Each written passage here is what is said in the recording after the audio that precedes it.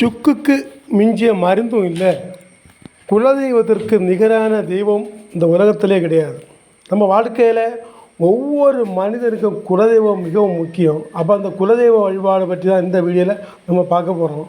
நீங்கள் இப்போ பார்த்துட்ருக்கக்கூடிய இந்த வீடியோ பதிவு என்னோட குடும்ப கோயிலில் ஒரு குடும்பத்தில் உள்ள ஒருவரின் மனநிலை சரியில்லாதவர் இந்த ஆலயத்துக்குள்ளே சென்று அந்த ஆலயத்தின் கொஞ்சம் அசிங்கப்படுத்துகிற மாதிரியும் கொஞ்சம் செயல்களை எல்லாம் செய்துட்ருக்காங்க. அப்போது அவரை நம்ம எதுவுமே செய்ய முடியாது. ஏன்னா மனநிலை சரியில்லாமல் செய்யக்கூடிய விஷயங்களை நம்ம ஒன்றும் செய்ய முடியாது. அப்போது நிறைய விஷயங்கள் இதுக்குள்ளே அடங்கி இருக்குது. அதனால சம்பவங்கள் நடக்குது. எப்போவுமே ஒரு சில விஷயங்கள் இப்படி குலதெய்வம் கோவிலில் நடக்கிறதுனால இந்த குலதெய்வ வழிபாட்டை விட்டுட்டு போனவங்க ஏராளம். இப்போ நான் ஒன்று சொல்ல கேட்டுக்கிடுங்க. நீங்கள் குலதெய்வ வழிபாடை விட்டுட்டு மாறினா வாழ்க்கையில் விமோச்சனமே கிடையாது. கண்டிப்பாக இந்த குலதெய்வ வழிபாடு போற்றப்பட வேண்டிய ஒன்று. உலகத்தின் நீங்கள் எந்த மூலையில் இருந்தாலும் இந்த குலதெய்வம் சொல்லிய ஒரு தெய்வம் உங்களை காத்துட்டு தான் இருக்கும். அந்த குலதெய்வத்துக்கு நம்ம செய்ய வேண்டிய கடமைகளை சரியாக ஒழுங்காக செய்யணும். அப்போது நான் என் மனசுக்குள்ளே தோணுன என்ன விஷயம் என்னென்னா, மனிதர்களுக்கு கஷ்டம் வர்றது மாதிரி தெய்வங்களுக்கும் கஷ்டம் கண்டிப்பாக வரும். தெய்வங்கள் ஒவ்வொரு அவதாரத்துலேயும் ஒவ்வொரு கஷ்டங்கள் தெய்வங்கள் பெற்றிருக்கும். அப்போது என்னோட குலதெய்வம் கஷ்டம் அனுபவிக்க வேண்டிய நேரம் அதான். அந்த மனநிலை சரியில்லாதவன் அந்த கோவிலுக்குள்ளே போய் அந்த அசிங்கப்படுத்தவும், அந்த செங்கல் மாதிரி உள்ள பொருட்களை உள்ளே கொண்டு வைக்கவும், படபத்திரகாளியம்மன் ஸ்ரீகிருஷ்ணன் ஆலயமாக்க அந்த ஆலயம் 200 வருஷம் பழமையானது. 200 வருஷத்துக்கு மேலே பழமையானது. என்னோடய தாத்தா வச்சு கும்பிட்ட தெய்வம். நாங்கள் இப்போ 25 குடும்பத்துக்கு மேலே இந்த இதுக்கு வாரிசாக இருக்கோம். எல்லாருமா சேர்ந்து ஒரு முடிவெடுத்து அந்த இப்போ பார்த்துட்ருப்பீங்க எல்லாம் இந்த பொருட்கள் எல்லாம் எடுத்து மாற்றி அம்மை உள்ளே வச்சு ஸ்தாபித்து ஒரு நல்ல ஒரு பூஜை செய்யக்கூடிய ஒரு தந்திரியை கூப்பிட்டு, நல்ல ஒரு போற்றியை கூப்பிட்டு, அவரை கூப்பிட்டு வருத்தி நல்ல அருமையான ஒரு பூஜை கொடுத்து அம்மாவை திரும்ப அந்த இடத்துல ஸ்தாபிச்சிருக்கோம். மீண்டும் இந்த இடத்துல கண்டிப்பாக இந்த இடம் வளரும். இந்த இடத்துல ஒரு சில வரகுள்ள வாய்ப்பு இருக்குது. கண்டிப்பாக என் மனசு சொல்லுது. அதுக்கான முயற்சிகள் நாங்கள் எடுத்துகிட்டு இருக்கோம். அப்போ நான் சொல்லக்கூடிய விஷயம், குலதெய்வ கோவில் இப்படி நிறைய இடங்களில் 1-2 இடங்களில் இதே மாதிரியான பிரச்சனைகளால் அழிந்து போவதுண்டு.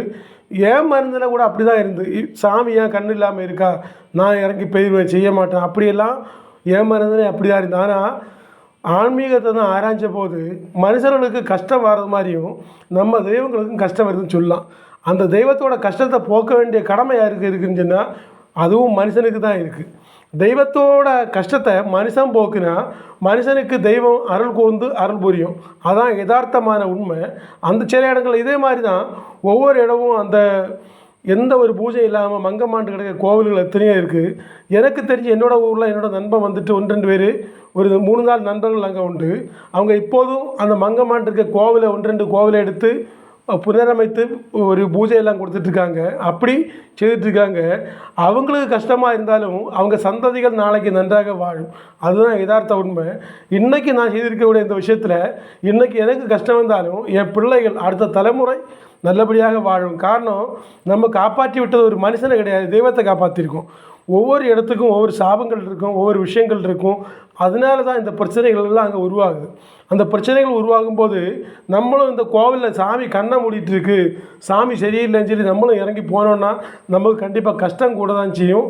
அந்த இடத்துல துணிஞ்சு இறங்கி நின்று நம்ம கொஞ்சம் கையிலேருந்து கொஞ்சம் எவ்வளோ கஷ்டம் இருந்தாலும் அந்த காசு செலவு பண்ணி அந்த தெய்வத்தை முதல்ல மகிழ்விச்சு அந்த இடத்துல ஒரு ஆலயம் அழகாக கட்டி எழுப்பி அந்த குலதெய்வ வழிபாடுன்னு சொல்லி நம்மளை கலாச்சாரம், பண்பாடு, நம்ம வாழ்க்கை முறை, நம்ம சொந்த பந்தங்கள் எல்லாம் கூடியது அன்னைக்கு தான்.